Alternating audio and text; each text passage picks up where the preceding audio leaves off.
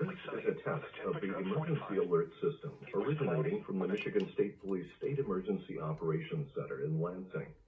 If this had been an actual emergency, such as a tornado, toxic material release, nuclear plant incident, widespread phone or power outages, or other state or local emergency that affects safety, official messages would have followed the alert tone.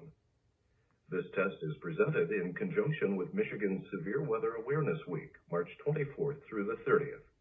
This concludes this test of the emergency alert system.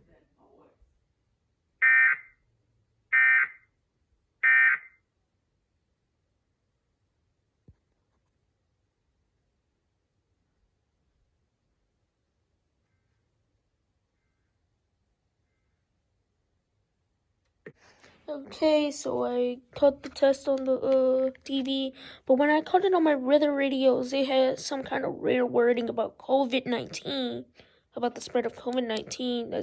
That was rare. I'm still mad I didn't catch it, but that was rare. That was really rare. That was cool. Yeah.